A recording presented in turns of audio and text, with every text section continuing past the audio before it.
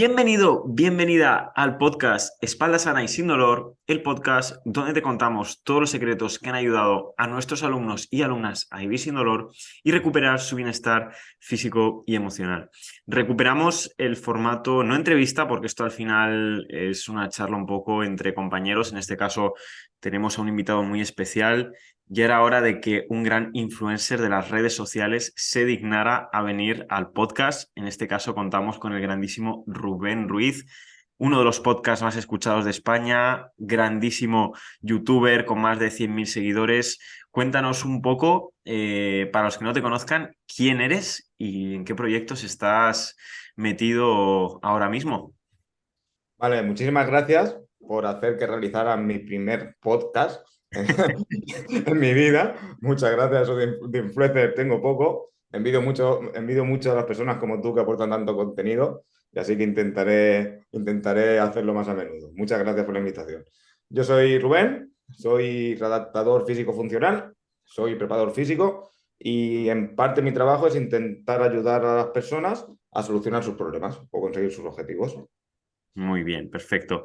La verdad que, bueno, la idea de este podcast surgió en un avión porque estábamos súper aburridos y decimos, oye, grabamos un podcast y bueno, la verdad que ha salido ahora. Y hablando un poco con Rubén, que estamos volando de Eslovenia a Alemania, comentando, oye, hay algo que es muy común en todas las personas con las que trabajamos, ¿no? En Rubén es su caso centrado en rendimiento y readaptación y en mi caso dolor de espalda, que es pues el miedo a ciertos movimientos. Y ese miedo a ciertos movimientos al final parece por un poco que es pues a lo mejor por protegernos, porque creemos que es bueno, porque si no tuviéramos ese miedo e hiciéramos ciertos movimientos, pues claro, creemos que nos haríamos daño, ¿no? Pero realmente ese miedo veréis hoy que no es del todo bueno y vamos a empezar un poco comentando de dónde viene ese miedo, Rubén, ese miedo al movimiento o kinesiofobia, que es un poquito el término más técnico.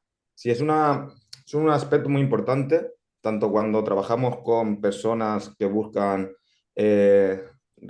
resolver un problema de salud o una persona que sale de una lesión y quiere proponerse un objetivo de rendimiento, ¿vale? Estuvimos hablando y al final la kinesiofobia es miedo al movimiento, pero busqué por Google definiciones que definieran el concepto en sí y encontré algunas que me gustaban, otras que me gustaban menos y otras que no me gustaban nada, ¿vale? Por ejemplo, una de las que encontré que no me gustó nada es la siguiente. La kinesofobia es el miedo patológico a realizar ciertos movimientos que pueden provocar dolor o que pueden empeorar una lesión previa y que lleva a las personas a limitar ciertas actividades físicas y sociales. ¿Vale? ¿Por qué no me gusta esta afirmación? Porque ya nos lo hace ver como una patología, ¿vale? Como ya nos están poniendo, como después hablaremos más largo y tendido sobre el tema, ya nos están poniendo una etiqueta, ¿vale? Sin embargo, después vi otra afirmación con la que estoy mucho más de acuerdo, que es la kinesofobia es el miedo irracional y limitante al movimiento y a la actividad física derivado de las creencias de fragilidad y de la susceptibilidad a la lesión o complicaciones, ¿vale? Que ahí es donde nosotros ya podemos actuar a partir de esa afirmación. Cuando a nosotros nos llega una persona, normalmente nos llega, como tú sabes, bastante jodida, de visitar a diferentes profesionales sanitarios, de realizar consultas de 5 minutos donde le han etiquetado el problema, esa patología, le han puesto esa etiqueta y llegan con un sentimiento, por lo que he hablado yo con muchos de ellos, de fragilidad, de impotencia funcional, ¿vale? Entonces, una vez que te dan esa etiqueta y te hacen sentir eso, lo único que estás pensando es en, joder, ¿qué problema tengo y por qué lo tengo? ¿Vale? Y entonces es cuando esa persona está teniendo miedo al movimiento, no sabe lo que le va a repercutir esa etiqueta que le han puesto. Entonces Ujú. vienen a nosotros con mucho miedo y nosotros lo que tenemos que hacerle ver es que a pesar de que se le ha puesto esa etiqueta, tenemos que ir enarbolando una estrategia donde poder solucionar su problema e ir alejándonos de esa fragilidad y esa impotencia funcional que sentimos todos, ¿vale? Yo en parte me dedico a esto porque hace un tiempo sufrí varias lesiones deportivas y me hicieron sentir ese sentimiento, ¿vale? Y muchas veces cuando te llega esa persona, si no tienes cierta empatía para escuchar estas cosas que están más allá de lo teórico, poca ayuda podemos Ujú. proporcionar. Sí, a veces puede ser que incluso esa lesión o esa patología no sea tan grave. Por ejemplo, en el caso de las protusiones discales, hay muchos estudios que demuestran que hasta el 60% de la población menor de 45 años tiene protusiones y hasta el 90% de la población mayor de 60 años. Entonces, claro, llegas al médico y te dice, tienes una protusión, olvídate de esto, olvídate de lo otro. Y claro, al final la persona, solo por el miedo que se le genera, esa emoción negativa que luego la somatiza en dolor, claro, solo con eso ya se va a agravar muchísimo la sintomatología que pueda derivar de esa lesión, que muy probablemente solo con que, en este caso, al final los médicos, especialmente los traumatólogos, que son la gran autoridad, digan que, bueno, pues a lo mejor tienes una lesión, pero existen muchas estrategias que puedes poner en práctica, principalmente basadas en el ejercicio, que ya los traumas buenos lo hacen y tú lo sabes muy bien. Y si la estrategia gira en torno a una buena práctica de ejercicio físico individualizado, pues en este caso seguro que el pronóstico y la evolución de esta persona es súper positiva. Entonces yo creo que el primer paso para evitar esta kinesiofobia, este miedo al movimiento, este no voy a hacer este partido de pádel con los amigos, que justo me pasaba hoy con una chica que entreno, oye, prueba a jugar al pádel, y yo, prueba, y si te gusta, pues genial. Y, o sea, si te gusta, si te lo pasas bien, genial. Y no vayas a pensar en va a aparecer el dolor. Y da igual tengas un hernia o tengas lo que tengas. Y yo creo que un poco el primer paso para poder prevenir esta kinesiofobia y que al final pues las personas sean más felices independientemente de sus lesiones, porque una lesión, obviamente, si es limitante, sí que puede conllevar un estado anímico desfavorecedor, pero no tiene por qué conllevar una infelicidad, ¿no? Que eso es lo más importante. Y al final yo creo que el primer paso y ya te cedo un poco el testigo, es aceptar el diagnóstico y tomarlo como que no tiene por qué ser el fin del mundo, ¿verdad? Por supuesto, ahí el primer paso es educar a la persona a la hora de recibir el diagnóstico, ¿vale? Cuando se recibe un diagnóstico, puede ser del caso, ¿vale? Vienes por un dolor, tienes cervicalgia, tienes lumbalgia, ¿vale? Y pueden pasar tres cosas. Se puede quedar ahí, ¿vale? Y que la persona se vaya de la consulta con la etiqueta de tengo dosalgia. Me ha venido gente diciendo que tiene 5 años de dosalgia, cuando dosalgia significa dolor agudo en la zona dorsal de la columna, ¿vale? Eso es lo que tú le has dicho al médico. Después pues, puede pasar una segunda cosa, que tú recibas el diagnóstico, te digan que tienes una hernia, una protusión, que te ha roto un ligamento de la rodilla, ¿vale? Y tú ya salgas de esa consulta que ha durado 5 o 10 minutos, ¿vale? Que el problema muchas veces no es de los propios profesionales que no dan esa información, sino del tiempo que disponen para dar esa información, ¿vale? Ujú. Entonces puede pasar, yo tengo una hernia, yo tengo un ligamento cruzado, me han recomendado no cargar peso o me han recomendado no realizar actividad de impacto, ¿vale? A lo mejor eso es una buena recomendación, pero en el corto plazo. Claro. ¿Vale? Si yo me voy de allí pensando en que ya no voy a poder cargar peso nunca, que ya no voy a poder correr nunca, que no voy a poder asumir ningún impacto, ahí tengo un grave problema.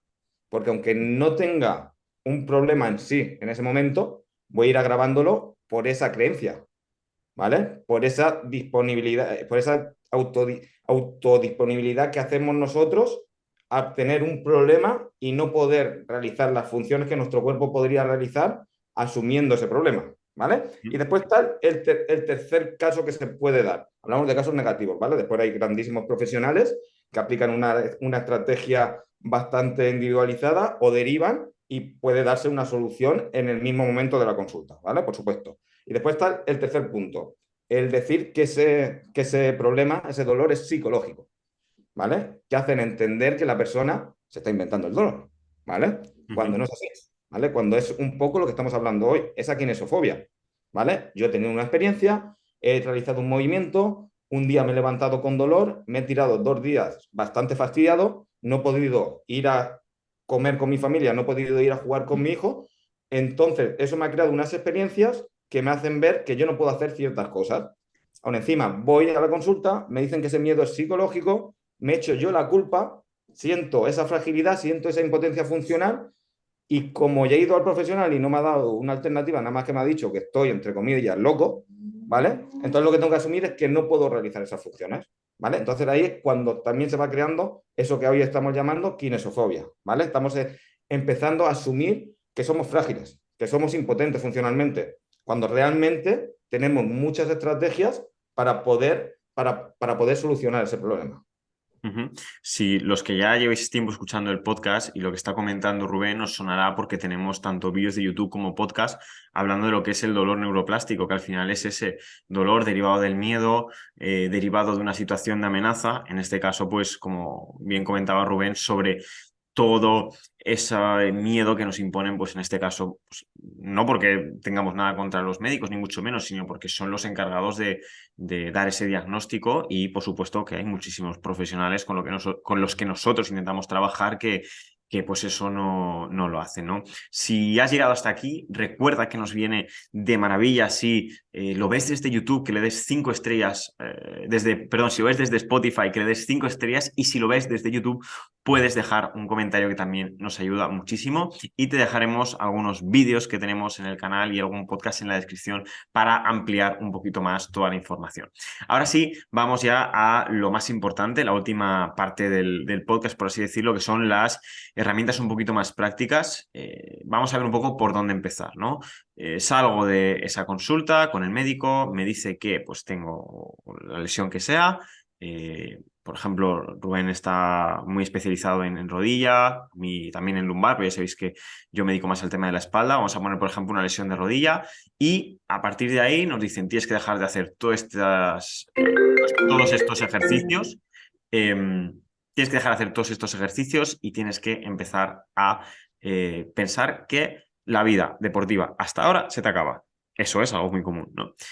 ¿Cómo empezaríamos? A mí me gusta, de hecho tengo un vídeo también en YouTube que lo comento, el método Descartes, porque lo que hace es cuando tienes un objetivo a largo plazo, como pueda ser superar una lesión y recuperar una actividad física, eh, bueno, lo que hacemos es como subdividirlo en pequeños objetivos, como pueda ser, primero, intentar levantarme con menos rigidez, segundo, intentar si no puedo bajar escaleras sin dolor, intentar subir escaleras sin dolor, ¿no? Esos pequeños pasitos y romperlo como en pequeñas mini metas que si las vamos superando y las vamos solucionando y vamos dando esos pequeños pasos, a la larga seguro que estamos mucho más cerca de superar, en este caso, nuestra lesión principal, ¿no? Entonces, pues, ¿cómo abordarías tú este caso de lo que es ese primer paso y cómo establecerías unos buenos objetivos para eventualmente lograr el éxito?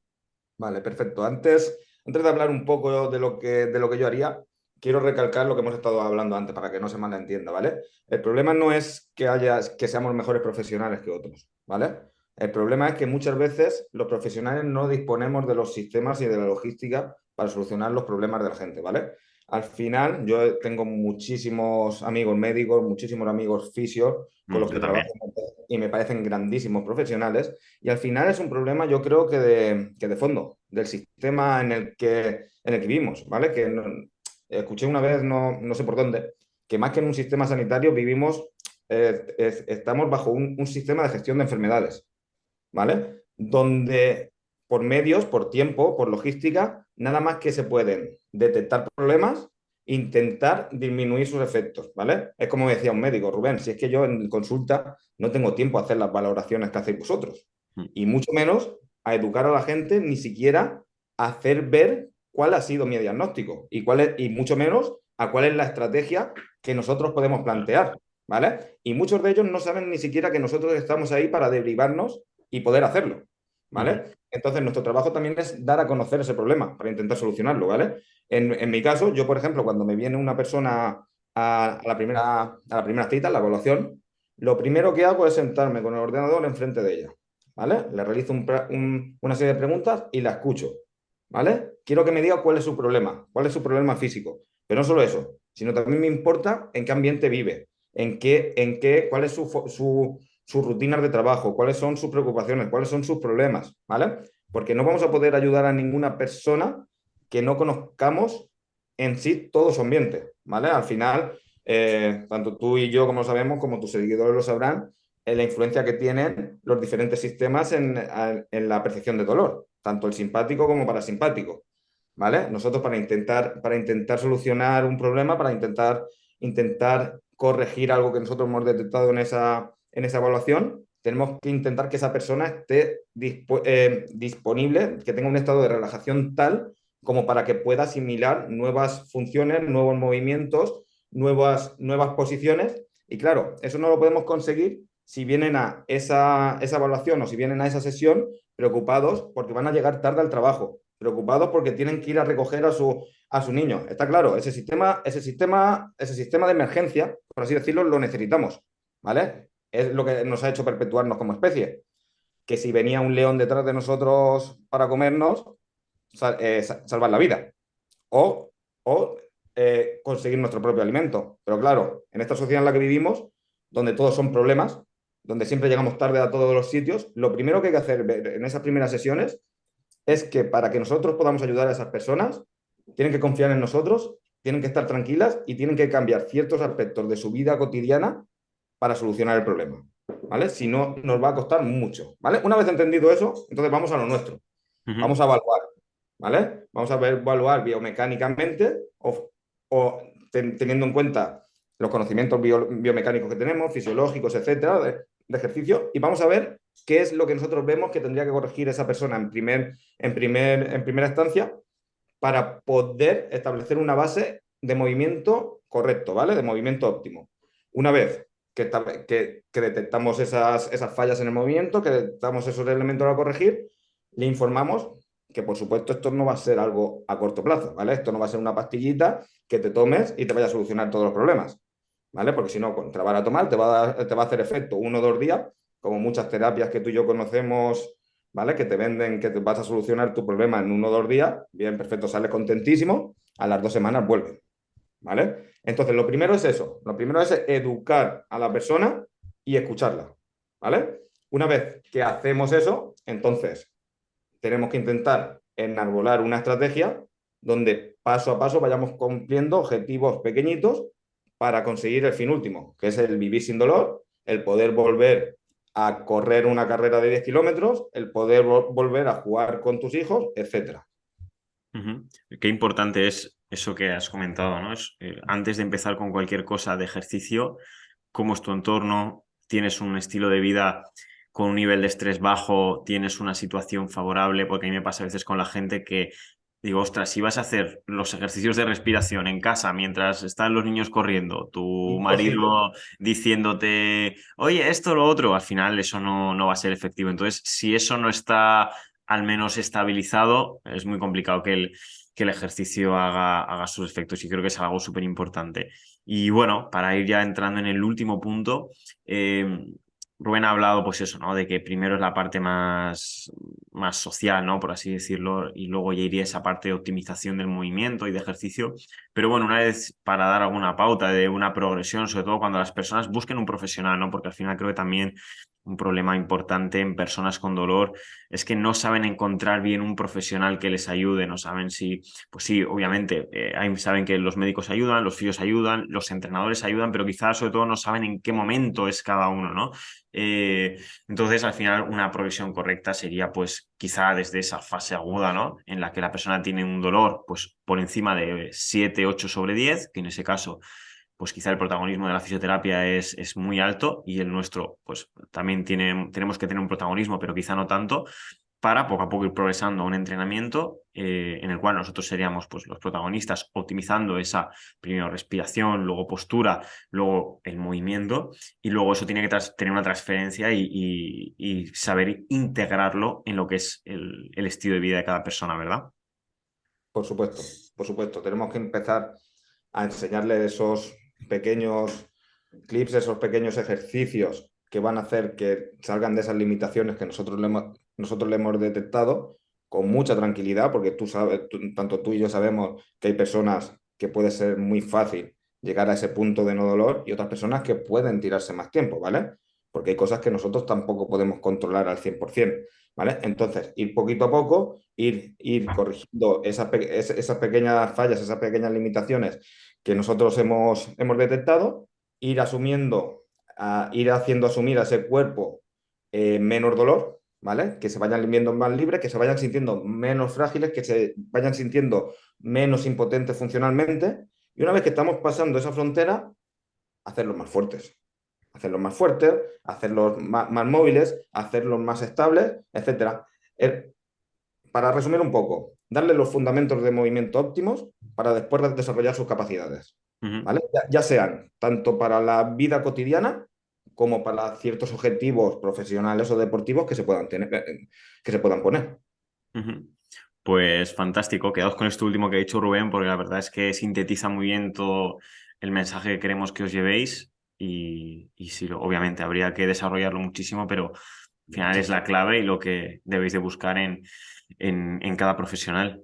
Y, bueno, creo que ha sido un broche perfecto para este podcast y bueno, para no alargarlo más, no sé si quieres añadir alguna cosita. Por mi parte, agradecerte porque que sepáis que este es el tercer intento de grabar que hacemos Rubén y yo porque Me parece no poco, sé cuál de los dos vive con... La verdad que mucho hablar de estrés, pero luego la verdad que los dos vamos a tope. Esto es un viernes a las 6 de la tarde que estamos consiguiendo grabar esto al final cuando ya hemos terminado los dos la semana.